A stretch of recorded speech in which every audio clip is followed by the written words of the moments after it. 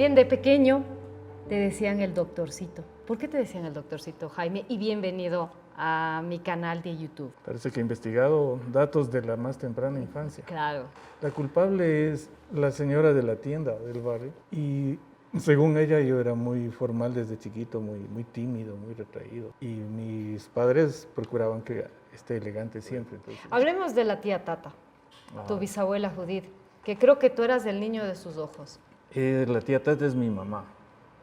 Mis padres eran investigadores, todo el tiempo estaban viajando, escribiendo y demás, entonces la tía se hizo cargo directamente. Vivía en la casa con nosotros, con mis padres, y cuando nací, desde el comienzo la tía se hizo cargo de mi cuidado, entonces en la práctica ella era mi mamá. Bueno, hay esta alma de poeta, eres un magnífico catedrático, eres psicólogo clínico, pero últimamente también estás muy volcado a la pintura. Eres un artista, en realidad, en el fuero interno, Jaime. Siempre quise ser artista, pero como es la vida, en tercer curso de colegio, en mi época había ciclo básico y ciclo diversificado se llamaba. Entonces, de primero a tercer curso de secundaria podías, en el San Andrés donde yo estudiaba, escoger entre comercio y artesanía. Y yo amaba artesanía. Había unos talleres, porque además era un colegio colonial que tenía unos lugares gigantescos con mesas de roble, qué sé yo, el olor de la madera, las pinturas, todo eso me fascinaba. Pero los profesores decían, verás, los torpes y los vagos van a artesanía y los inteligentes a comercio. ¿Hubo rebeldía en que te casaras tan joven? De mi suegro seguramente. Me detestaban ambos. Y con razón, claro, la Anita tenía 15 años y yo 17, no era como para emocionarse, ¿no? Y en ese sentido, ¿qué ha sido para ti el matrimonio? Ha sido una experiencia de aprendizaje intensa, hermosa.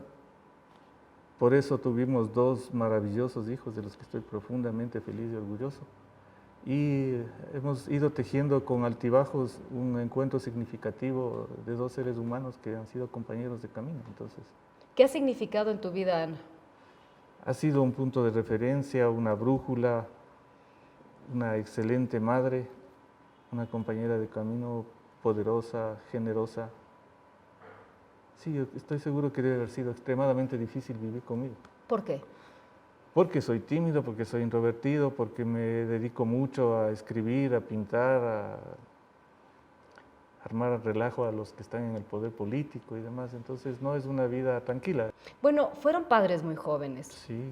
Ahí está Jaime y bueno, luego de unos años llegó Felipe. El Jaime es de lejos muy superior intelectualmente a mí.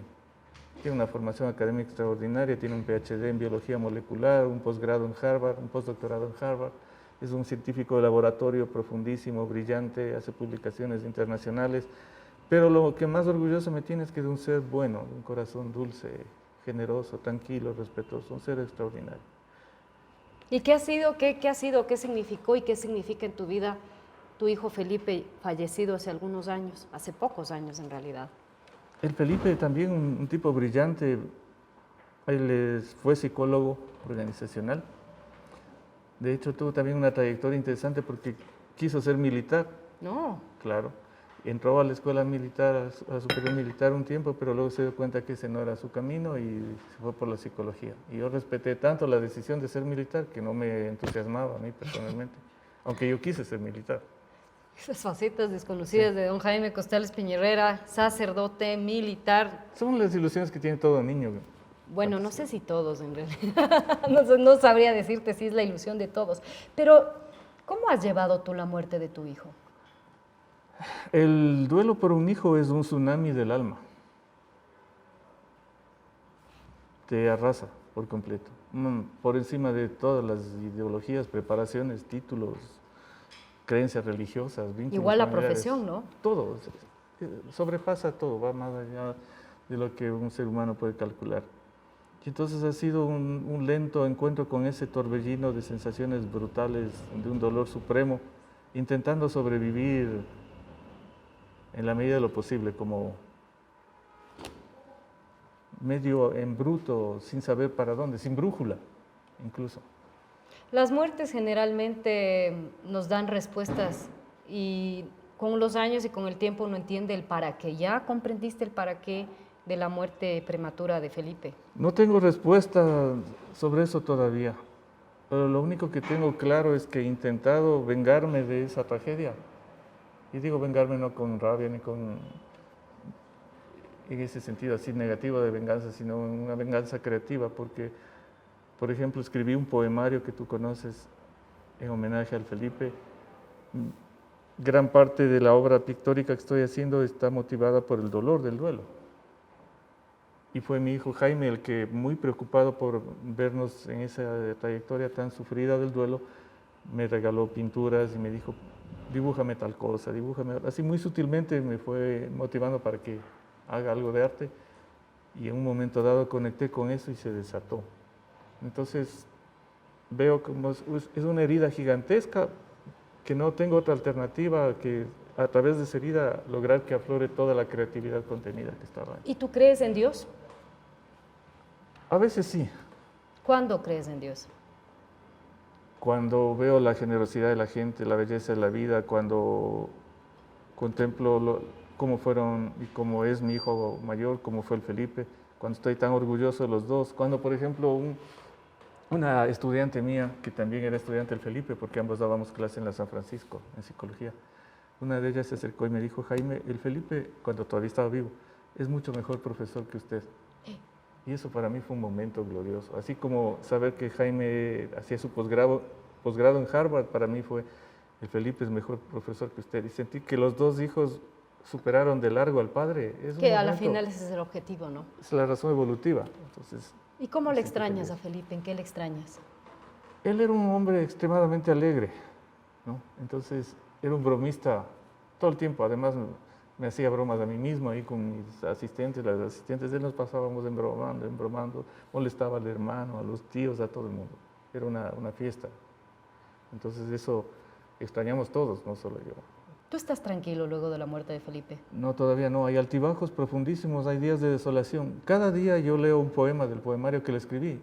Me acerco al lugar de la casa donde tengo un poquito de las cenizas de él y las de mi padre y leo un poema cada día, todos los días. Entonces hay un vínculo fuerte. Y claro, en el propio lugar de trabajo le siento porque compartíamos oficina en la universidad. Entonces está presente todo el tiempo. ¿Y le has preguntado por qué se fue? Él me ha contestado en sueños algunos datos de por qué, pero siempre queda ese interrogante porque la muerte es algo tan brutalmente inapelable que sobrepasa toda explicación. Hablando del tema de la psicología, ¿qué significa ser un buen psicólogo, Jaime? Tener un profundo conocimiento de la naturaleza humana y un inmenso respeto por la condición humana, las dos cosas a la vez. ¿Tú crees en el hombre? Creo en la humanidad en su lado más brillante porque somos capaces de crear arte, ciencia, cultura, poesía, danza, periodismo, comunicación, tecnología, fraternidad, pero temo mucho también la brutal sombra que hay en los seres humanos, la destructividad que hacemos de la naturaleza y de nosotros mismos. Entonces, es agridulce. ¿Cuál es la tendencia natural, a que salga la luz o que salga la sombra? Las dos, eso está determinado en cada caso por la estructura de personalidad y el ambiente en el que vive cada persona. Entonces hay épocas terribles en que predomina la sombra, como la Segunda Guerra Mundial o el comunismo, supongamos, o en el país del correísmo, invasión de la sombra colectiva, un pueblo embrutecido, violencia, corrupción, etc. Pero hay otros momentos maravillosos en que renace lo mejor de los seres humanos, cuando somos creativos, cuando defendemos los derechos, cuando asumimos la libertad como una categoría que hay que defender con todo, cuando amamos, cuando creamos. Nacemos todos buenos. Buenos y destructivos a la vez. Hay un gran libro de un gran sabio de la psicología social que es Erich Fromm, se titula El corazón del hombre, y se refiere al hombre como humanidad, no solo a lo masculino. Y él dice que somos lobos y corderos a la vez, luz y sombra. ¿Qué es la psicología transpersonal?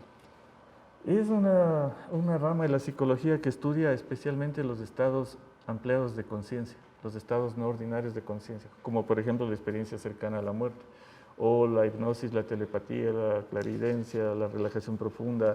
Son los fenómenos de conciencia que sobrepasan las líneas tradicionales de estudio de la psicología. Para terminar, mi querido Jaime, ¿cómo ves los colores de la vida? Diferente a lo que ve la mayoría. ¿Por qué? Porque soy daltónico. Entonces, A mí me intriga el mundo de los daltónicos. Ya me voy topando con algunos daltónicos importantes en mi vida. ¿Cómo ves el mundo? Los colores del mundo y dentro de esto la pintura. Yo suponía que el mundo era así como veía, hasta que ¿Cómo te diste cuenta que no era así? era difícil que me dé cuenta porque era muy cercano a mi primo y seguimos siendo mi primo hermano Hernán Flores Peña Herrera, queridísimo primo, que también es daltónico. Entonces los dos jugábamos y nos entendíamos perfecto con los soldados y demás. Pásame el amarillo, toma. Pásame la pintura, el lápiz, no había problema. Tenían el mismo nivel. Claro, tenemos el mismo daltonismo, los dos, el mismo tipo de daltonismo. Pero en la escuela se burlaban de mis dibujos. Y yo no entendía por qué, hasta que el profesor me decía, pero ¿cómo le pintas verde a la vaca?